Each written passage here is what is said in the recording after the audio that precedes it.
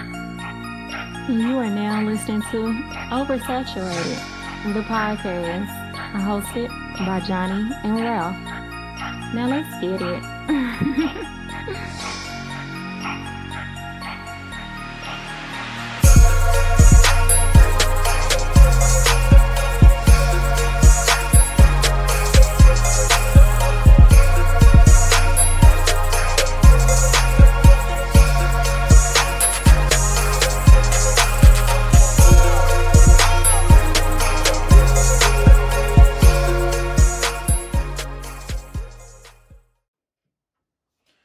Welcome to another episode of Oversaturated, the podcast where we discuss music, movies, pop culture, and everything in between. I'm Johnnie. And I'm Ralph. Welcome to episode number 98. 98! Jesse Armstead used to play linebacker for, I want to say, the Giants. So, Okay. shout out to Jesse Armstead. Dope. All new listeners, please follow us on all your social media outlets. Facebook, just search Oversaturated, the podcast. Twitter is Oversat Podcast. Instagram is Oversat the Podcast. And our email is oversatpodcast@gmail.com. And our website, oversatthepod.com.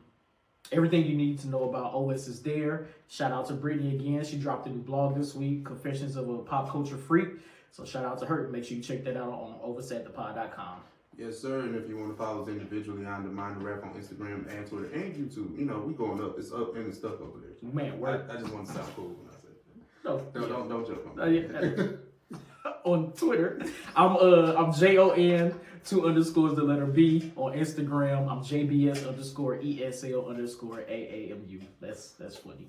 No, but real shit. Shout out to you, man, because you be killing the reviews, the TV show and movie reviews. So make sure, for real, make sure y'all follow the Mind of Ralph on YouTube because he does wonders with the reviews. My man got a gift, man.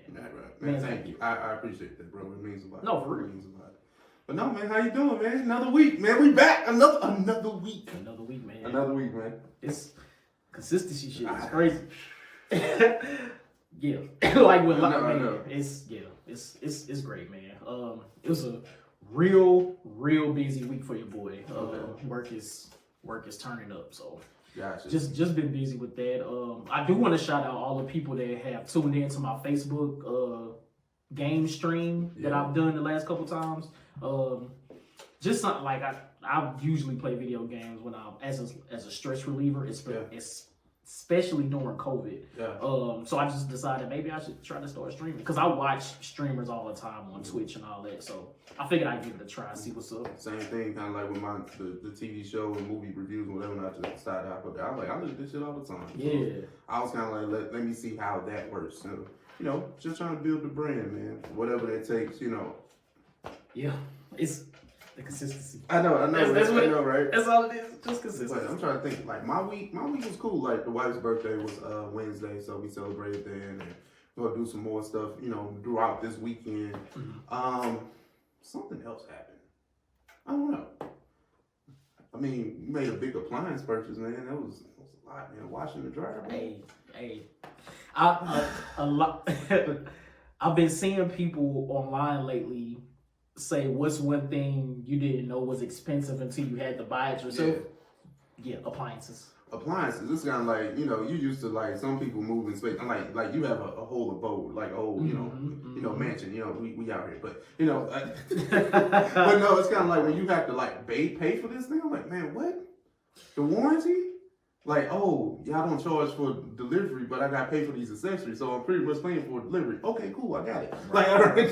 So, I mean, but it's worth it. It's like a big purchase that we needed.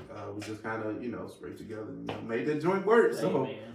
no, man, like, so. I feel like an adult. A whole ass adult. A whole ass adult. Like, this is not it. It's a adult shit. It's a trap. Big trap. Like, I remember being a kid and saying to my friends and shit, man, I can't wait to grow up and do what I want to do, but that comes with a lot of other responsibilities. Yeah. Because I can literally do what I want to do, but on the other side of that, like, you got to take care of business. Yeah. Oh, I had a few questions. You know what? I got one that I'm gonna use for off the dome. I'll say the other question for the later in the pod. I'm pretty sure we're gonna talk about it anyway. Oh yeah. Let's get to it. Off the then. dome. Off the dome. Okay, I got a question, and it was about childhood. I'm glad you brought that up. What's probably, and it's not like a sense of responsibility, but there are a lot of things that you do as a kid that you don't do. That it's kind of like if you knew better, you do better, right? Okay. So what you think is like, I'll say the most dangerous thing that you probably did as a kid, and you would never do that now, because you're grown, like you know better, right? Well, that's an interesting question because I was the nerd, so like I didn't really do much. I'm right there with you. Okay, okay. So it's like I mean, we in the most dangerous. Like it's because you. Okay, I'll give you my answer. Okay. And maybe it'll help you, right? Now you know we went to the same high school, right? Mm-hmm. I'm not affiliated, not you know that, right? But it was a handshake sweeping the school. Oh, exactly. You know where I'm going, right? Yeah. Now, why did I learn this handshake? Now, if you're not from St. Louis or East St. Louis, I say East St. Louis, right? Mm-hmm. There are two games that I think that were real prominent when we were coming up, right? Gangsta Disciples, Vice Lords. Now, we're learning Gangsta GD handshakes because we thought it was cool. Yeah. There's no way on God's green earth I would have done that, like knowingly, you know what I'm saying? I ain't got jumped into nobody's nothing, like No. and I could have easily got my head split, like you know what I'm saying, like that's something that people don't play with, you know what I'm saying? Like I respect gang culture enough not to imitate it. No, 100%. So I know gang culture is a big thing. Where you're talking about 14, 15, 16-year-old rap that did like, and you think that by then you still know, but I'm just a kid that goes to school. I don't really, I don't do the extra. We don't subscribe to and there's nothing wrong with the kids that did. You know what I'm saying? Shout out to y'all. Salute to y'all. But that wasn't me though. So that's probably one of the most dangerous things I did. That's crazy. No, because I was in the same boat. Like I learned shit. Yeah, like what am I doing? What am I doing this for? Only organizations I was a part of, I needed a high GPA to get in. So, like, word. Honor society. Speech team, goddamn. All that. Scholar Bowl. It's nothing but glorified trivia. Like, it was great. I love trivia. Hey, the most, damn. Well, I can't say, see, I don't even want to say nothing now because I don't even know what I could do to be even equivalent to that. Like, I mean, I think we all sped as teenagers, like speeding in cars and shit. Like, okay, something dangerous there. Damn. Right? I got another one. Like, I'm just keep spitballing still, right? All right. That's us being from the east side, right? Mm-hmm. You're not so welcome over in St. Louis. Okay. So I used to ride the Metrolink Dolo by myself. Like, I mean, that's just like riding the subway in any major city. Right. But knowing that they can identify you because of your school uniform. Oh, yeah, definitely. I bought shoes from the center by myself. Oh, no, you tripping. Hey, man, ain't nothing ever happened to me, though. I know of issues that happen on the subway. Or the Metrolink for people that are local. Yeah. Damn. And that's dangerous. That's a gamble. I would never do that now. I would never go on the bus with a pair of shoes. And I'm a grown man. I'm a grown man now. Well, I hope my mom's not listening to this episode. And in hindsight, I guess this really isn't that bad, but I've definitely like snuck over women's houses or girls' houses, not women. I was a child. I was a child. Statutory, man. Right. Not incriminate anybody. It's all allegedly. This is all allegedly. Well, I mean that could be considered risque because thinking about sneaking into someone's house, right? Mm-hmm. And you don't know how. Like the typical parent reaction, you don't think that they're going to like kill you or hurt you. Like you're still scared because you fear the parent child aspect, and you don't want to get caught up in that. And but you don't think anything would happen. Right. And see, that's the thing. The craziest thing is I wasn't even concerned about what could happen because I'm in the space. Yeah. I'm more concerned about my mom's reaction if she found out. Like, that's the crazy shit. Oh, you talking about, okay, never mind. I got you. I get what. It's what I'm saying. So it's just like, yeah. That's probably that's what I can think of. I'm not gonna talk about my S. Yeah, no. I'm not gonna talk about that. Nothing's getting mad person. Okay, so for my off the dome, right? Yeah. I want to shout out the MCU, Marvel, Disney, all those good people. WandaVision is officially over. They had what I think is the series finale. I don't see a season 2 coming, but the theme around WandaVision was sitcoms, right? Yeah. So I want to ask you, if you had your own WandaVision style show, give me 2 sitcoms that you feel you would emulate your life after. Oh, you know what? I'm gonna show love to some black sitcoms, and not like the top tier ones either. Like that's cool. I think Girlfriends. I would be in there. I'll be William. Thanks. I like that. William was living. William was living. Like if you ever watch Girlfriends. And let me think about another one. I'm trying to think of something like with a good like male romantic lead. Maybe let's just say Different World, right? Okay. Just for the sense of like college and Dwayne Whitley and Whitley and Dwayne. But just from that dynamic, right? You got to see these kids become grown people in the coming age. Just imagine, you getting a sitcom around your collegiate years. Right. I think that'd be dope. I like that. So the two I'm going to go with. The first one is the Jamie Foxx show. Okay. I love the Jamie Foxx show. I love the story of Jamie as he's trying to like basically pursue his dreams. Yeah. I like that. He falls in and out a little bit fancy, all these extra escapades and all that type of shit. So definitely Jamie Foxx show. My second one is The Office. You ever seen The Office? Yeah, I watched a few episodes. I'm not like a big Office fan like everybody else is, but no, I've seen it. I didn't see The Office until 2019. It was on Netflix. And you just binged it. I binged all 9 seasons 4 times. Oh wow. Yeah, I love The Office. Like the first season is only 6 episodes. The most insane comedy TV you will ever see. Like those episodes cannot air for the first time today. It's no way. I don't even think they show those on TV anymore. That's how crazy they are. So yeah, I'm going with The Office, and I'm going with a Jamie Foxx show. Yeah. So basically, that was off the dome. What's the most dangerous thing you did in your childhood? Yeah, and if you had your own WandaVision style show, which 2 sitcoms would you have emulate your life? Yeah. Now, before we get to anything, have you seen the memes of the Vision from the last episode? Yeah, they wild for that. They so I love it though. I love it, man. My man look like a successful retired drug dealer. Social media can't, like, especially when we get a hold of it, right? When the blacks get a hold of it, the culture gets a hold of it, right? Like, remember, like with Wanda, like Jamie Foxx, Wanda's character. Yeah. Yes. So I saw one with Wanda Sykes too. Oh. I don't know what's wrong with people, but this shit is hilarious. That is hilarious. Like, we might need to make that the cover art. Right, the only Wanda we respect. Like, the only Wanda we acknowledge, right? That's true. I said to get that off. And you haven't watched Snowfall at all, but they said 2 Wandas that got changed by 1 stone, and it's a character on Snowfall that became a crackhead named Wanda. Oh, that's hard. And then Wanda from WandaVision pretty much got her powers enhanced by touching the Mind Stone.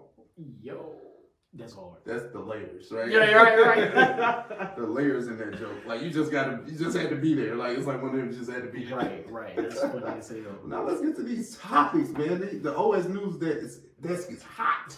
Sizzling. Hot, make it hot. Remember that? I do. Okay. What we starting with, man? It's a lot. We got some new music too. You want to start with new music? Yeah. We got new music. Let's just go and start at the top. We talked about this last episode, right? We did. Silk Sonic, the band. I don't know if it's Bruno Mars, Anderson Paak, and Silk Sonic. Are they? I think they have combined like Voltron. Okay, because I didn't know if Silk Sonic was just like the name of the band, so like D'Angelo and the Vanguard. You know what I'm saying? Like something like that. Good. I don't think they've clarified. Maybe they'll clarify on the album. But I'll say, well, if it was, maybe if the group was just called Silk Sonic, they'll just say that. You think so? Or present Silk Sonic or something. If I'm looking at the cover art, right? Mm-hmm.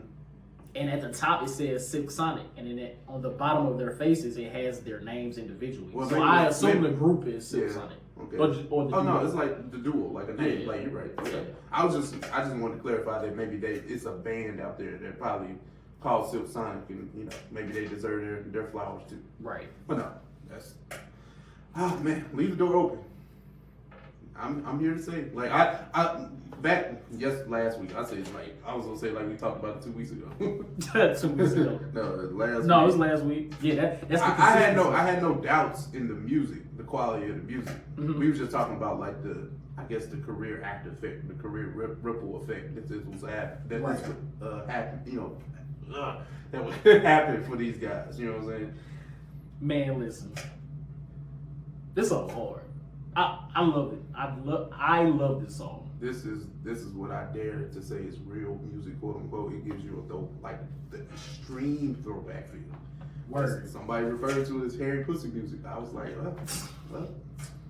yep, that's pretty much it. It's crazy because, like, I understand that reference. Like, I get it, and I feel like it's wild that I get it, but I agree. I concur. Can Bruno miss? Like, I don't think Bruno else can miss. Bruno is in a bag right now where he's being accepted by everybody. I think when he came out, he was strictly pop, right? There's no Grenade is pop. Oh, Grenade is pop. Like 100%. Treasure, Fire Song, pop. But it's like when he got into the 24K Magic bag, that solidified him with us. Yeah. That solidifies you with people. Like when we accept you, like, you know what? And that's not to say that and I think this is the thing, when you reach a certain level of superstardom, and I think you can look across the board from Mike to anybody. Once they get comfortable, they make the music that they want. Right. Yep. And I think this is something that we're starting to see with Bruno. He's making the music that he wants. And that's not to say that Grenade is not the type of music that he didn't want to make. Just now it's just different. I think this kind of goes back to our conversation last week that we had about longevity. Now, we talked specifically about hip hop, but I think that topic can bleed out into all genres, right? Oh, yeah. Every time Bruno has put out a new project, it's been a different type of sound. And I feel like that's going to feed into his longevity. It's like when he first came out with his pop joints, one crowd secure, one fan base secure. Then he came out with 24 Karat Magic. I think he added on to his pop roots. Yeah. And now with the Silk Sonic joint, he's changed his sound again. And I feel like he might garner a even bigger audience now. I'll say this, and race has definitely. I know he's not black, he's not white, but usually when we're talking about pop stars, right? They have the avenue to do that. They have the avenue to branch out and do, like Justin Bieber came out pop, right? He's done some R&B joints and going back pop. True. Miley Cyrus. Like you have the platform to go out and do whatever you want, and you can start out by saying Beyonce started out R&B, then she went pop, then she went to hip hop, trap, pop, rap. I mean, I'm serious. No, like Beyonce's music is eclectic now. You know what I'm saying? More so than when she first came out. But just thinking about that, like you have the space to do that when you're pop though. Like when you come out, it's just I don't have a sound. I just make popular music. You can kind of do that. I think I can agree with that. I was listening to a Music Soul Child interview the other day on 85 South. Yeah. And I didn't know this, but apparently he put out a rap album under a different name. Yeah, we was like the internet was trashing him for that. Yeah. So it's like that goes into like he wasn't able to, because he came out as an R&B act. He's not allowed. Yeah. And then even his brand of R&B was like a subgenre. Neo soul was still so new to us, and it's still so niche to us now. But we love Music Soul Child. We think he's a great artist, but we're not allowing him to. If you want to rap, try it. You know what I'm saying? Right. But yeah, think about culture shit. But think about it like this, and this was like an argument I used to have with other people back when 24K Magic was a thing. Not to call Bruno a cultural appropriator, because I'm not saying that. I'm not even insinuating that. But why doesn't like a Chris Brown or a Usher make 24K Magic and Bruno does? Because I think Chris or Usher or whoever R&B heartthrob that they started out and they started doing pop music, they can't go back to making strictly R&B music because they. I mean, I guess I can agree with that, but like Usher couldn't make a straight R&B album right now if he wanted to. You don't think so? Absolutely. A straight R&B album? And he did that since Confessions. But you think that's because he couldn't, or because he didn't want to? When I say couldn't, it's not he doesn't have the artistic freedom. I just think because he's so big that nobody was going to listen to the R&B anymore. That's interesting. When he made Oh My God, it was a rap. It was a rap, bro. Like, I mean, and then Chris Brown, he been making pop songs since like 07, 08. Like, when they start sprinkling that pop stuff in there, when they came out R&B heavy, they gone, bro. Like, Chris can't make an R&B album and say, like not a true R&B album. I guess, like, I like those. We can't those call it audio books that you put. I'm about to say because we can't call Indigo pop or R&B because it's just Heartbreak on the Full Moon. It's so many sounds on there, and then like the thing is with. I don't even want to turn this to a Chris Brown conversation. You're just having a music conversation, right? But it's just, I think that like just going back to Bruno, you're allowed to do that when you just came out as like not in the box, and I think that's what I'm getting at. I've really been sitting there trying to think about an artist that has done that, but I can't. I mean, think about people that come out pop. Like I'm gonna keep giving you examples. Like Whitney Houston, The Voice, right? Mm-hmm. She came out. She was heavy pop. They booed her at the Soul Train Awards because she was so pop. But eventually, she became more of Whitney in her music rather than just a pop artist. Janet Jackson, pop, 100%. And then all of a sudden I get so lonely. Like that happens. that happens.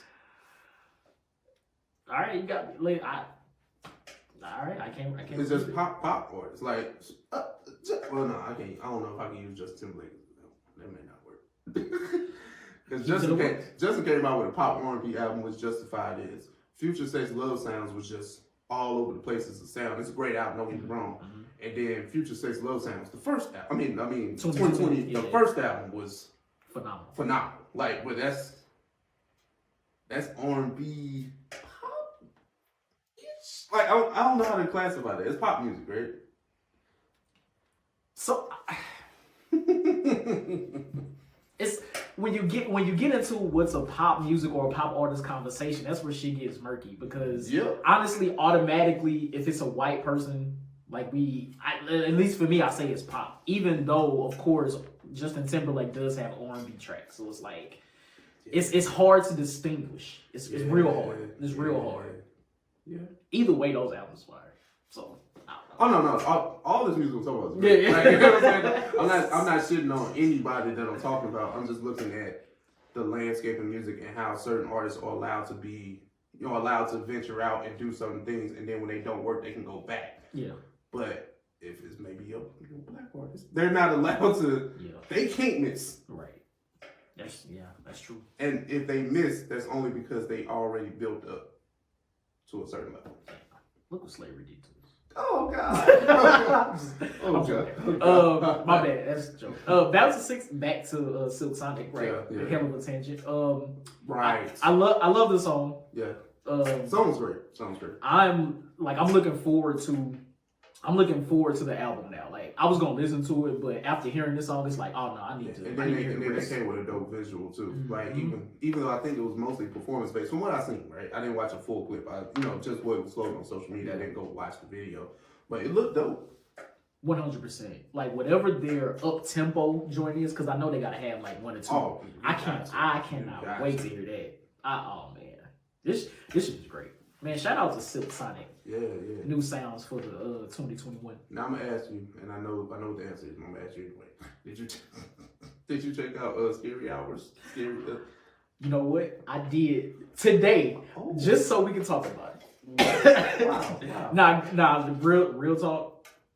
Okay, Ralph knows. For the new listeners and the new viewers on YouTube, like, I am not a huge Drake fan. Like, I respect his music. Like, he definitely got hits, like some shit that I know. But I'm not running to listen to a new Drake project, like, ever. Like, I'll get to it when I get to it. But for today, because I know my man's is on it. I know everybody else out there in the world is listening to it. I figure, why not? Why not give it a shot?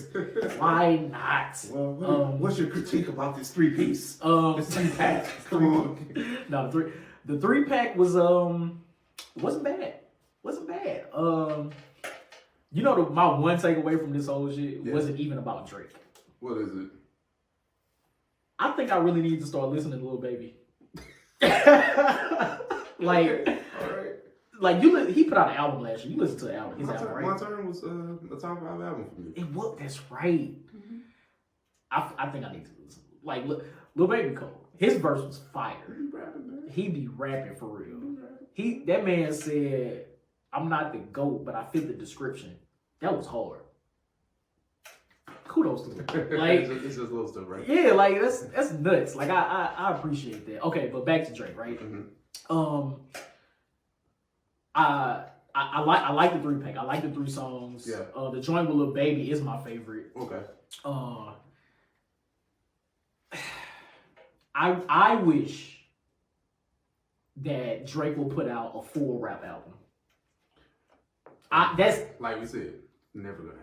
like we just talked about Pop Force. I know, but it's like I understand Drake's accomplishments, especially in the 2010s, right? Mm-hmm.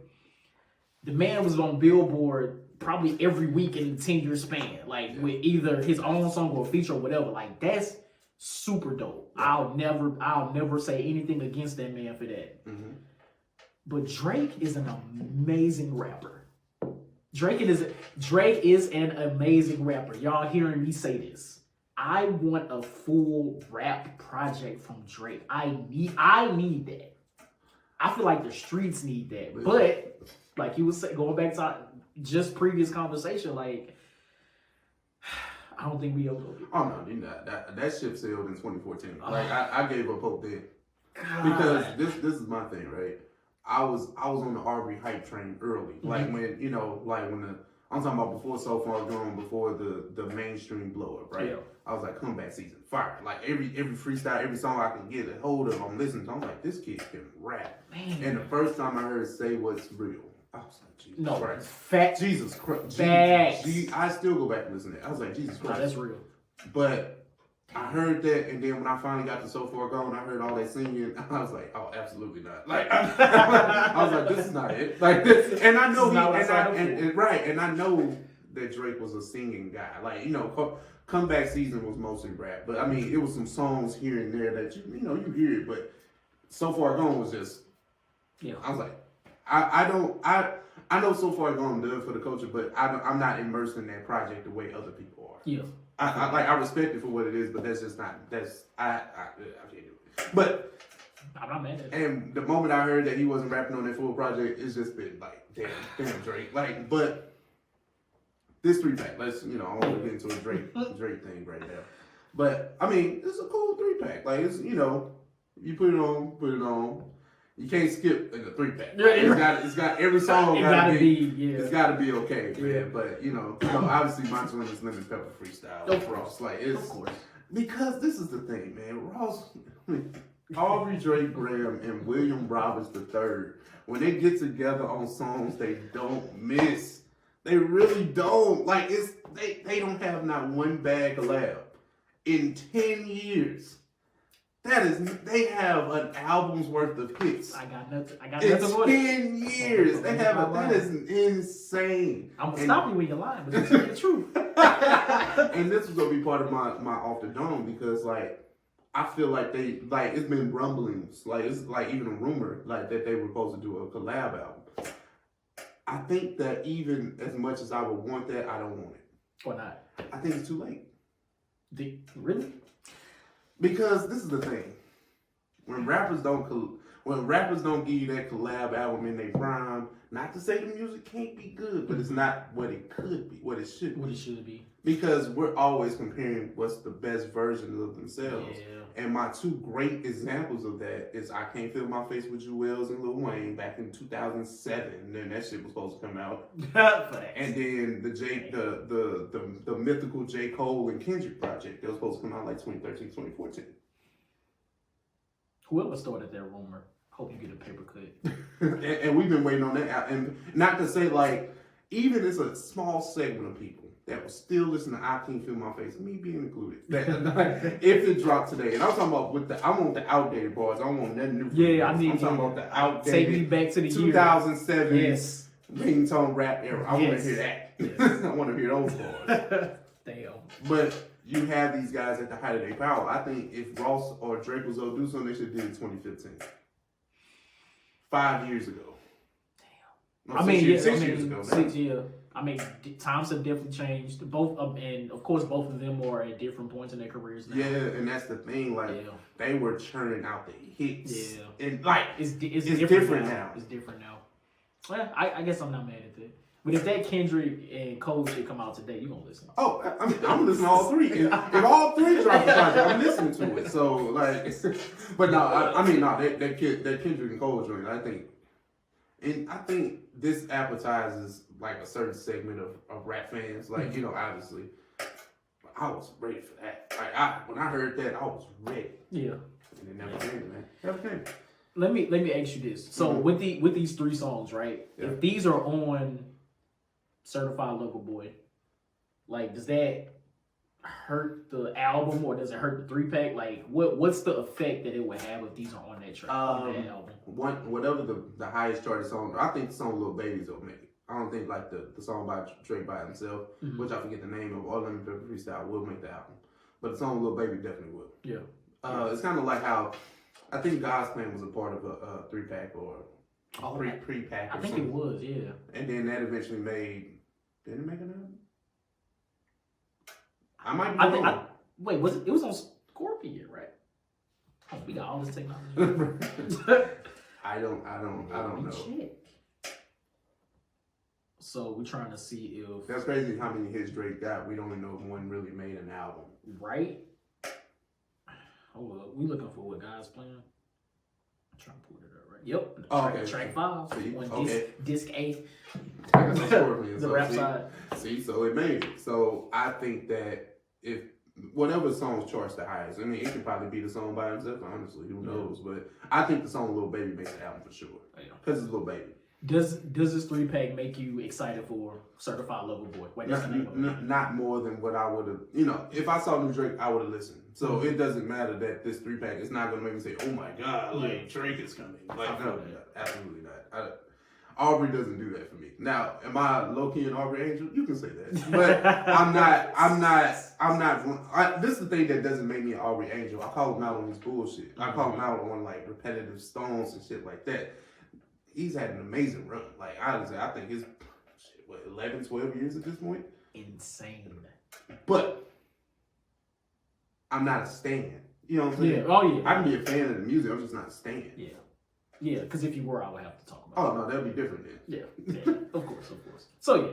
Shout out to Drake, man, and 3-pack. Certified Lover Boy coming at some point. Yeah, man. It's a lot on the hip-hop docket. We got... I don't know. Let's just start with Hov, man, real quick, because I don't think we're gonna stay too long. We talked about this a few weeks ago. I think when we first came back too. Jay-Z, Tidal being acquired by Jack Dorsey, who owns Square and Twitter. Yeah. So I did hear about that this week. So it came out that I think it's Cash App that bought the majority stake in Tidal. Yep. So they bought most of the shares of Tidal. So they own the bulk of it now. And I don't know if this is in exchange, but Jay-Z is now on Cash App's board of directors. So 297 M's. Yeah. React. Shout out to Jay-Z, man. That's another great business move. We kind of saw this coming. Like when we heard he was on the boat and he might be selling, we said, I said, sell that shit. Sell. Don't let that be your headache. Jay-Z bought it. Let somebody else buy it and take on that. Like we said, Tidal was not gonna overthrow Spotify, Apple Music, Amazon Music. They might catch Amazon, I'm not sure, but they're not catching Spotify. Oh no, not at all. They not, and I think Spotify is clearly number one. Oh yeah, definitely. I mean, because they got free service, so I mean, you can't really compete with a free joint. True.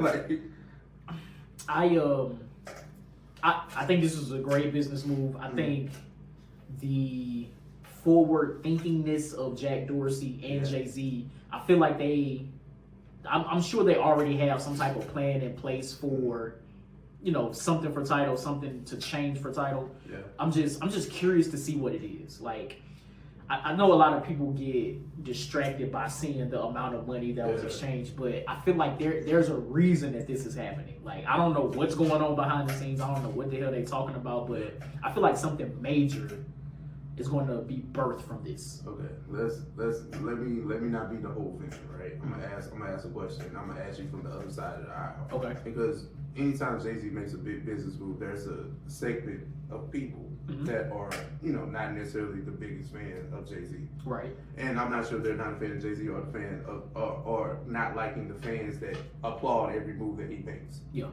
So with that being said, do you think that this was necessarily a bad move because he pitched this as an artist-friendly streaming site? Right. And then, by Jay-Z being affiliated, people like a whole venture. Like I had Tidal, but I didn't pay for it. Like I had free trials and shit. So, but whatever. I just didn't like Tidal. Yeah. And it wasn't a thing like Tidal has gotten better, but I didn't like it when I first got it. I was like, this ain't it. Yeah. Okay, I get it. But him pitching that and then people being associated with brand, associated with the Jay-Z brand, people are just gonna fly. You know what I'm saying? Then you got many influencers, like people let's say like a Rory or something like that. When Joe Budden, people know that he's loosely affiliated, so they're like, oh, I'll go with the Tidal because they're endorsing it. So how do you feel that now, the brand is kind of built up from the sweat equity of us? He sells it. Like, you okay with that? Like, I mean, that's a capitalist move, but So, okay, I've seen this conversation on the internet, right? Yeah. My thing is, what's changing from Tidal being for the creators? Like, what's changing? I don't understand the people's argument here. Like, what are you upset at? Like, what's changing?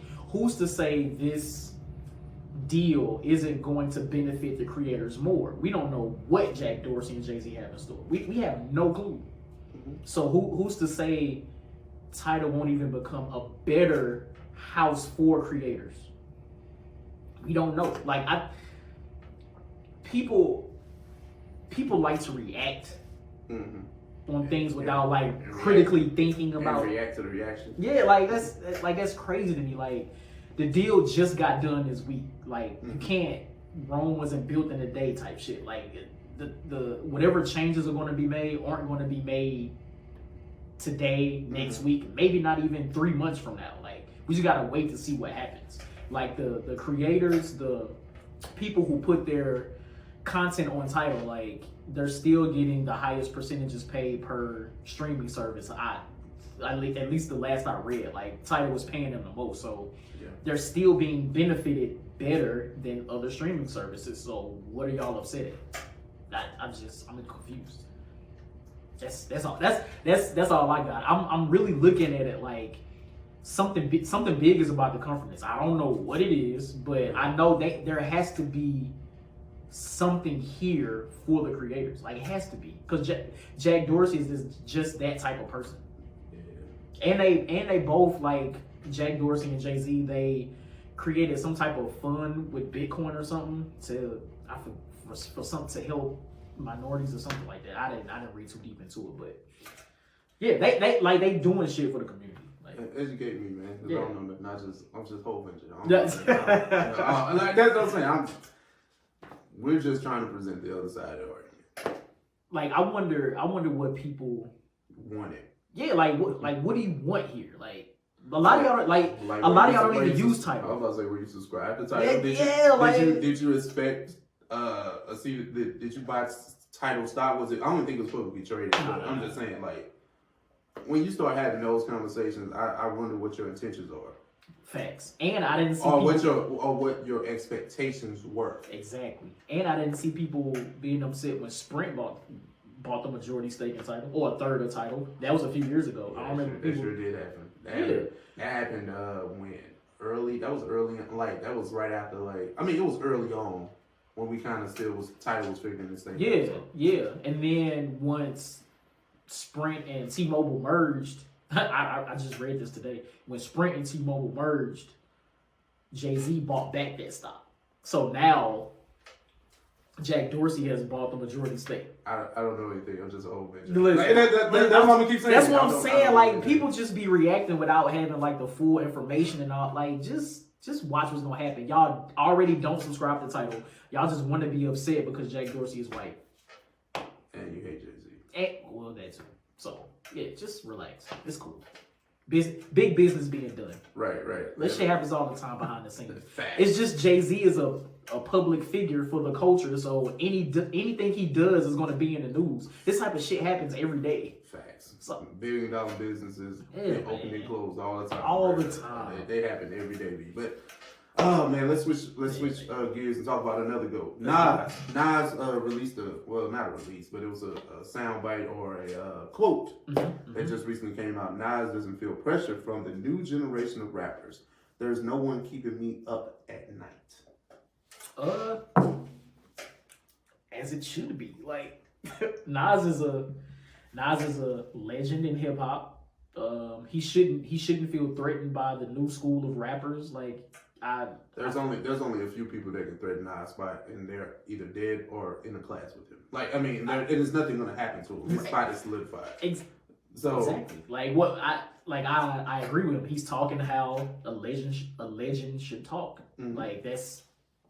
I mean that it is what it is. Like I don't know. Were people like upset by him saying that? Like what? I don't know. Like I don't know if they were taking this as a kick on the new generation of hip hop, and I'm not sure if it's like maybe an East Coast New York thing. I'm not sure because I'm not sure. You know, we don't know what Nas is talking about, and then I don't think he was specific in saying names. Right. I think it was just like the modern generation, and I'm not talking about like the tier of rappers that are the A-listers now. I'm talking about like I guess the guys that are on the ascension. Like I guess you would say Fabio Foreign, like Rest in Peace Pop Smoke, whoever else you can name. You know what I'm saying? That's like coming up. I think it's just a lack of lyrical content. I don't think Nas is impressed, but he doesn't have to be. You know what I'm saying? Were people taking his statement as him like shitting on the new generation? Well, I don't. Because I guess I don't understand why this was a thing. Like are people like mad at him because he's saying like there's nobody in the newer class that he likes, or like this is another quote. I appreciate what's out there, but there's no one keeping me up at night. He explained. I hear a new rap record and think it's great, but I don't listen to it till the next week.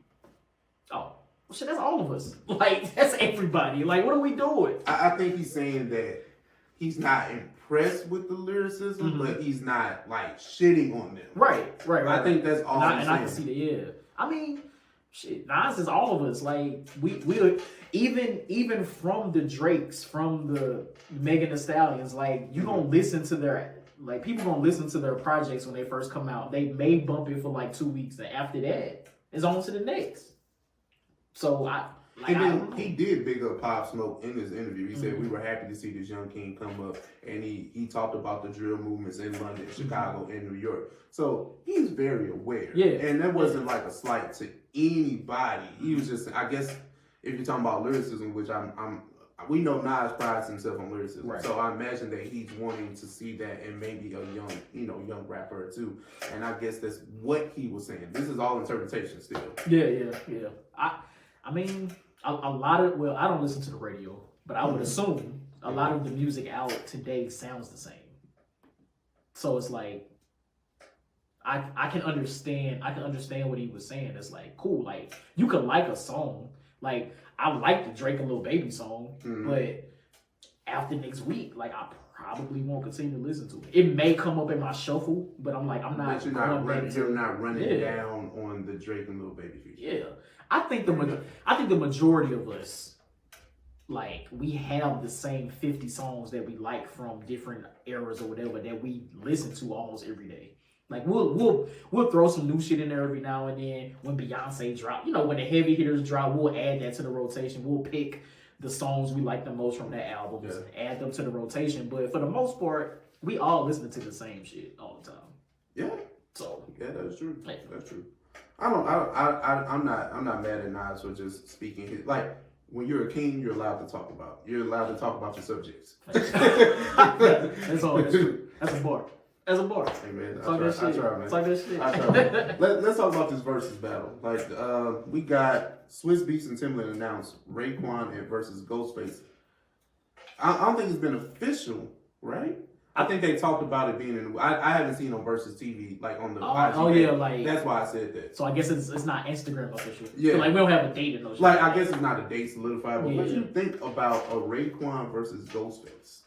When I first heard it, I was like, damn, this is gonna be dope. Mm-hmm. But then I sat back and thought, like, and this is just me. Yeah. This is no, like, I'm not shitting like Wu-Tang claims for the kid. Like, ain't nothing to fuck with, protect your neck, all that.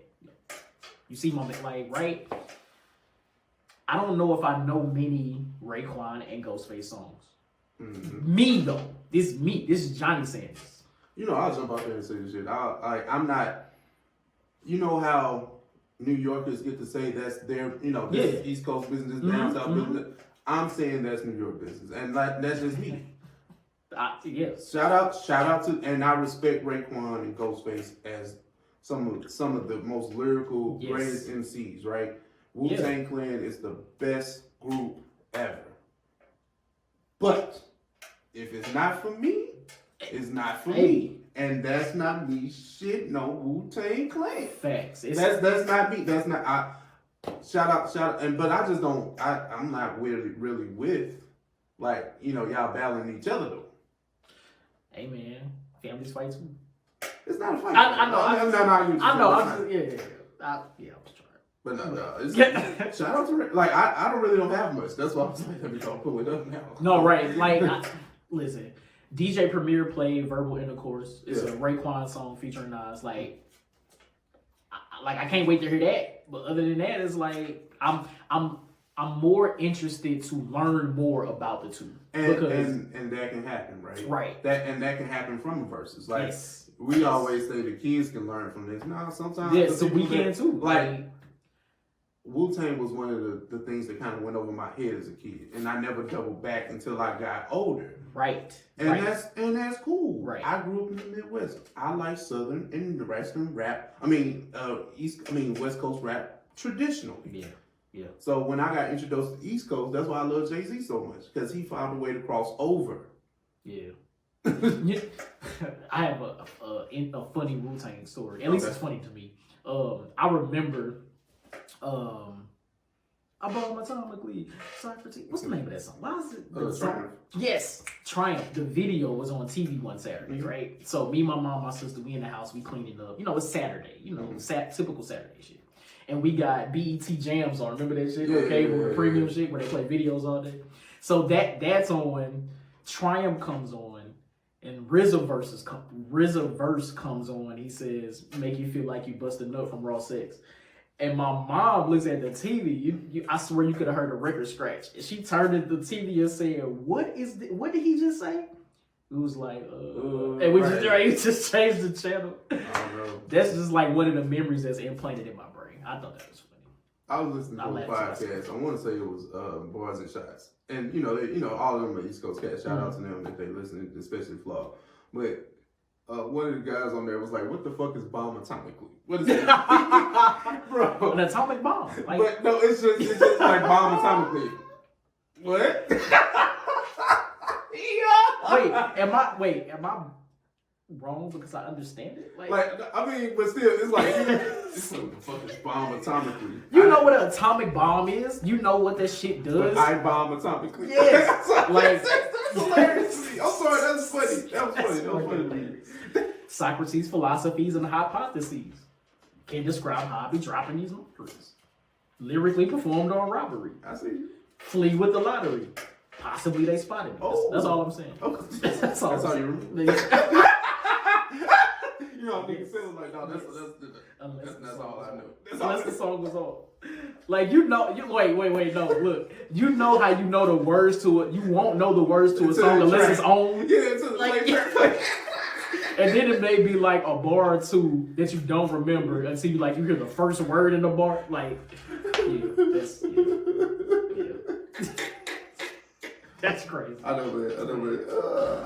I love it here. But let's see here, man. Let's stay hip hop. Let's do it. Okay. The Generation Zers are coming at one of the rap gods, Marshall Bruce Mathers the third, I believe. Eminem.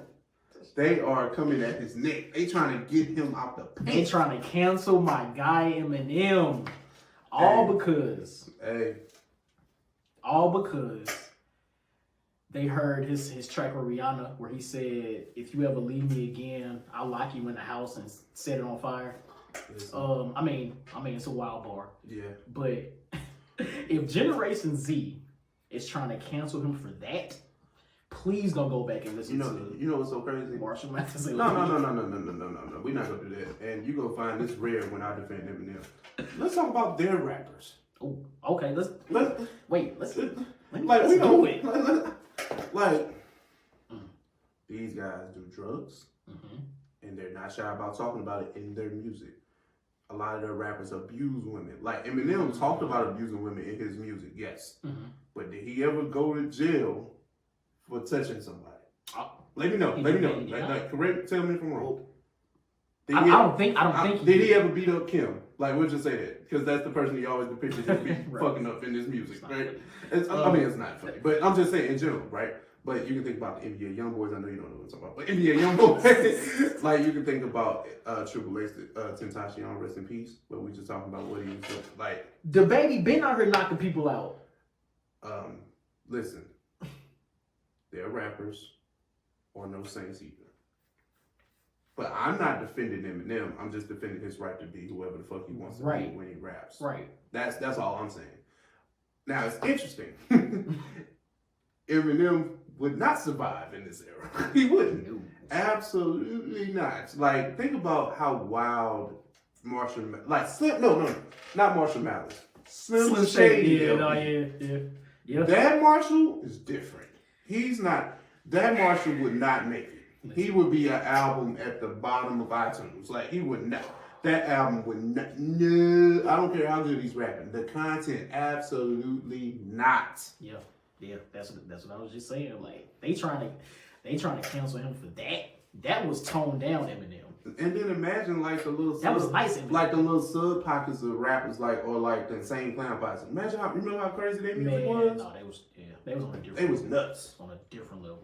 Like rap, like those like the Marilyn Mansons of the world, which I thought he had some dope music. You know what I'm saying? Once you got past like the exterior, like the visuals of it, like visuals, Marilyn Manson was that dude making music. Shout out to Marilyn Manson.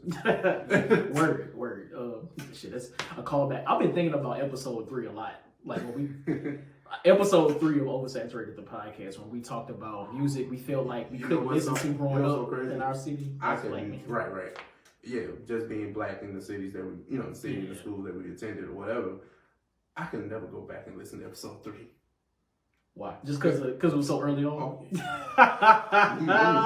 I would cringe going back and listening to those episodes because we hadn't found our rhythm yet as podcasters. Like we was drink, like we had to drink alcohol just to feel like comfortable with podcasts. You know how nuts that sounds?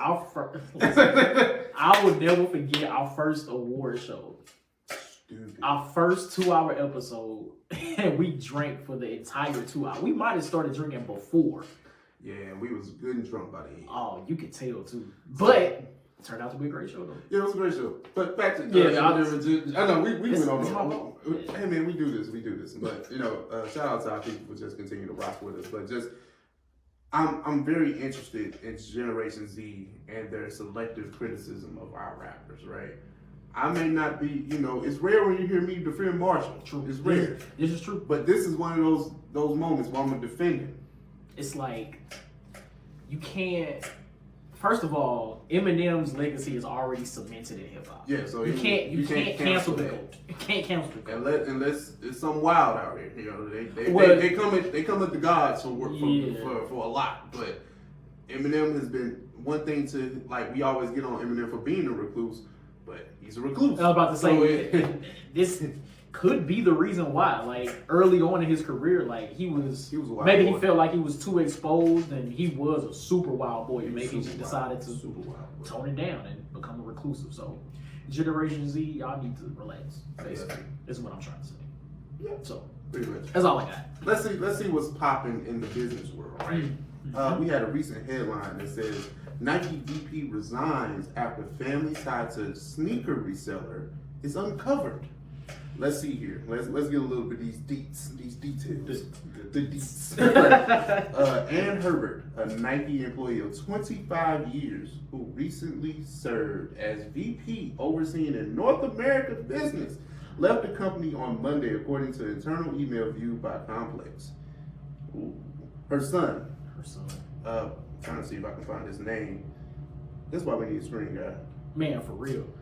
Listen, okay. Her son is Joe Herbert. I'm about to say they did it on purpose. Yeah, Joe Herbert, who's a 19-year-old sneaker reseller, uses her company credit card to buy sneakers and resell them for above market price. Johnny, react. Man.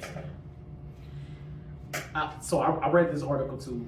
Mm-hmm. And in the article, it said that what's the lady's name? What's her name? Ann Herbert. Ann. It said that Ann disclosed to the board of directors or whoever at Nike that her son was a reseller. Yeah. I don't think that's true because that's a major conflict of interest. You can't be the VP. Talk that business. Like for real, you can't be the VP of Nike, the biggest shoe brand on the planet, and your son is a shoe reseller. That can't happen. That's already a conflict of interest before you even get into the type of shoes. Even if he sells Adidas shoes, doesn't matter. It's a conflict of interest, right? So now it comes out in this interview where his name is Joe. Joe tells the interviewer at Complex, tells the interviewer that he uses his mom's credit card. He snitched on himself. So it's really. It's both of their fault.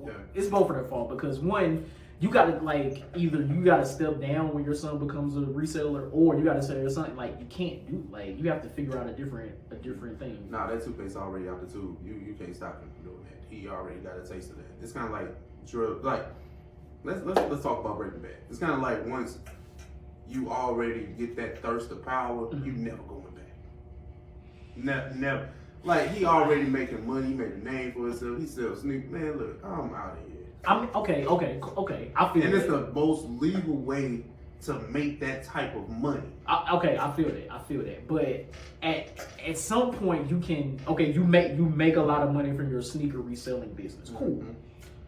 But you know your mom has a high-ranking position at Nike, so why don't you take them, get into something else? I know sneakers can't be the only thing you have the money to pivot.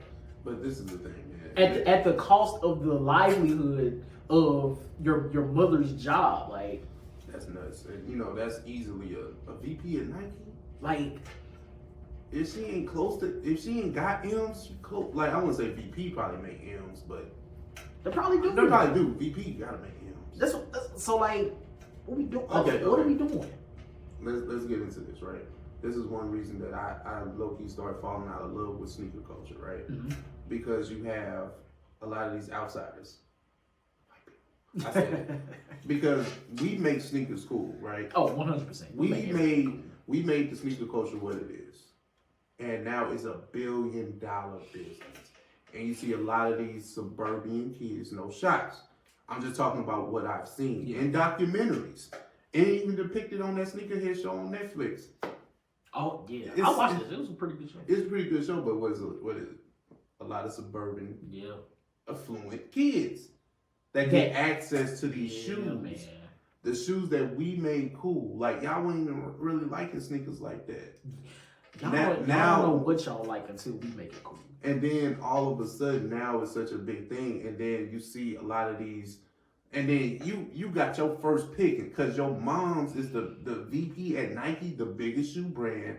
Like, so you get all, and you know Nike houses, like they house Jordan, so that's already money right there. So you got Jordans, you got LeBrons, you got the Air Max, you got whatever, what you got access to that, and you can get them and sell them whenever you want, like, and for insane amounts of money. And that's the thing, the more exotic the shoe, if it goes for 200, you can sell it for 5. Somebody will pay for it, man. And that's one thing I hate, because Nike owns an app where they drop shoes every week.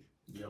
And you see people complain online all the time about the sneakers app, right? How they missed the opportunity with the sneakers app. Yes. But you make a limit. Just make more shoes. Like, I don't really, like, it's really not a supply and demand thing. Like, I don't really, like. No, like, people always use that concept when you talk about, like, a shortage of shoes. Like, it's shoes. Nike is creating the supply and demand, though. They're creating the demand for it by not making as many, which is why they can put them out exclusively on the sneakers app for these people to buy. They create these goddamn bots to buy up all the damn shoes before we can get to them. And then you have a VP's son who's selling the shoes. Make it make sense. Like that, but that only confirmed what we already knew. We already knew that, like, there's no way. Johnny. Yes. If you want a pair of shoes, shouldn't you just be able to buy them? Yes. Like, if I want a pair of shoes, I shouldn't have to do no raffle. I shouldn't have to make 3 email accounts. I should be able, if I have my money or the means to purchase, I should be able to just buy them. They make this so impossible. Because every shoe is not going to be for everybody. I mean, it can be the most iconic Jordan of all time. Some people don't like Jordan. So, okay, that's one less person that's going to want them. Mm-hmm. So why is it, like, it should not be this difficult? It's frustrating. You know what? As somebody I still love sneakers, don't get me wrong, but I'm not going through all that to get no fucking shoes. So I've never been a sneakerhead. Like, I don't really care about shoes for real like that. Like, I give me a few nice pairs, wear them until I can't wear them no more, right? Mm-hmm. But during the pandemic, I'm sitting in the house. I don't have much to do, so I'm taking up new things. I start online sneaker looking, not shopping. And I've really come across some shit that I like. Like, I've never been a Jordans guy. None of that type of stuff. But I'm starting to see, like, special edition shoes, you know, collaborations between Adidas, Dragon Ball Z, and all this type of shit. Yeah. Puma, Nintendo, and stuff like that only came about because sneaker culture started booming. They would never cross promote brands like that. Like that, and like the shit was dope, right? Yeah. So I downloaded the sneakers app last year, not really knowing what the fuck was going on. Yeah. I'm scrolling, like, it's some fire shit. Like, okay, there was one pair of shoes that I wanted last year. Mm-hmm. Really bad. They were some blazer mids, but they had, like, special, like, anime characters on them. Okay, I've never used the sneaker app before, so I downloaded it. I see the shoes. It says they can notify me the day before they drop, right? Cool, notify me, bet. Then that morning, they dropped at 9 a.m. Yeah. Again, I don't know about this sneaker shit. Yeah. I don't know about it. Yeah. They drop, boom. I'm putting all my information in, pick my size, put my credit card in. I'm sorry, you haven't been selected. What? The pain that everyone feels every Saturday morning. I didn't know. Like I feel for my sneakerheads, because that's crazy. That's nuts. Like, if I want these shoes and I have the means, I should be able to purchase them. It shouldn't be this hard. It shouldn't be this hard. And then I guarantee you, how much did those blazers cost? They weren't even expensive. They might have been like $120. $300 easily. And you resell $300. And y'all out your damn mind if y'all think I'm finna pay that. You tripping. But the thing is, somebody has. Somebody will. And that's the crazy shit. And I've seen teenagers get money, like more money than me and you net in 2 weeks from working a full-time job from selling one pair of shoes. That's crazy. So when I saw that, I was like, the game that changed. Like it was like, I'm talking about it. I'm not sure if I was in high school. No, it wasn't in high school. Because I started getting a lot of sneakers in college and a little bit after that. Mm-hmm. So let's just say around 2009, 10, I seen a documentary on ABC. I'll never forget. Young white boy had, I'm talking about a drug dealer knot full of money from selling sneakers, like reselling. I was like, he's like, well, I just bought one pair and No, thanks.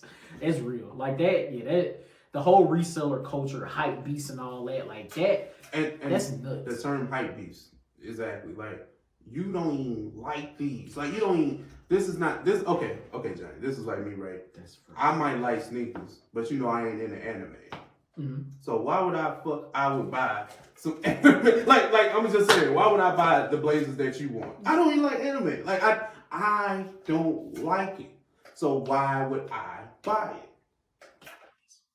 Hey man, everybody trying to get a buck out here, man. You know how this works. You know how this works. I do, but God it's trash though. Super trash. Like, I can't believe it. And like, going back to Joe, I seen hella pictures of him with so many boxes of the same shoe. Like, it's like, this is where all the shoes from the sneaker app going to him. He ain't the only one. Like he just got caught. He told himself. He told But himself. That comes from a level being arrogant and cocky. Because I'm getting so, man, think about this. I can have a bad month and get a couple $1,000s. And this boy is 19. That shit is nuts. I ain't got to go to school if I sell shoes. Facts. What am I going to school for? Is college worth it? We talk about it. Sneaker reselling is like the new dope dealer. Because it can be just as dangerous. Like, it's not as dangerous as drugs, and I'll never, kind of make that false, definitely making the false equivalency here. But it can be just as dangerous. Like, if somebody want to run up on you and get them sneaks, they can get that. Listen, we got stories. I know you heard about that when, I don't know what number Jordans they were, but when the pair of Jordans that came in like the steel briefcase. Oh yeah, the 17s. Yeah. Like somebody got it. Oh no, I was there. I saw the ass whooping. Like, it was bad. Like, Jesus Christ. Like, I only heard about it. No, that was my lunch period. Ooh, they got whopped for them too. And okay, this is the story, right? Mm-hmm. I'm pretty sure nobody from my class listens to this, so fuck it. So no, it's funny because like this happened, right? Damn. When you get the shoes and they came in that briefcase, you take the briefcase to school. That was the thing. You bring the briefcase to school. Homie that actually had the shoes had somebody like, hey, watch my briefcase. I'm going, to give me a chicken sandwich. I'm just going back, I'm going over here. Somebody that knew the dude that actually had the briefcase was playing and took it from the guy that was just holding it. And they exchanged words. Uh-oh. So now I gotta beat your ass after lunch. But he wasn't, he held his own, but when you get jumped, you just get jumped. Yeah. Which is quite unfortunate. Yeah, ain't enough Kung Fu movies to help you do that. So, nah. Yeah. Kung Fu don't help in street fights, man. Don't just give it out, man. I don't know. Like, you gotta be Jet Li. You gotta be one of them. Because if the goons want to get you, like, you have to be taught by the master himself. 100%. No yellow belt is about to get you out this ass whooping. No. You better know Tai Chi. You better be able to flip off some shit. Like, when the goons want you, like, because I'm thinking about action movies, right? Like, he said you better know Tai Chi. You better know something. Parkour, something. You better know something. Parkour. Because think about it like this. All them action movies, right? People, they get into these fight scenes and, that sounds cute. But those are probably the master level. Like, what happens to the yellow belt when he wants to do that? Like, when he's surrounded. Low key, that's gonna happen to the black belt. That shit is choreographed. Like, he's supposed to miss you with the kick. It was scripted like that. It's like, this is nuts. That's crazy, man. I'm not shouting out the resellers, man. Fuck y'all. Oh no, fuck big man. Look. Fuck them niggas. I had to say that. Hey man, Joe and Ann, You know what you can do. Yeah, you know what y'all do. That's nuts. I'd be mad at my son, you know, forcing me to lose my job with a couple of M's, but she can probably go over to Adidas or some shit. I don't know. But it's still gonna be a conflict of interest. That's Like, I don't. Again, well, I'm not. You know, I'm not executive level none of that type of shit. But if I'm the CEO, CFO of another major sneaker company, I'm not hiring this lady because of the conflict of interest. I can't do it. Well, I hear what you're saying, but it's a privilege that comes along with that. If she good at her job, she'll be out. She'll be out. And that's the unfortunate part. I know, man. Yeah. All right. Anyway, what we got next? I don't know, man. I think we tapped here. Damn. Let's be doing, song of the week. We getting there. Yeah, let's do it. All right, well, YouTube, y'all know what to do. We appreciate you guys. Make sure you comment, rate, subscribe on YouTube, all that great stuff. Like this video.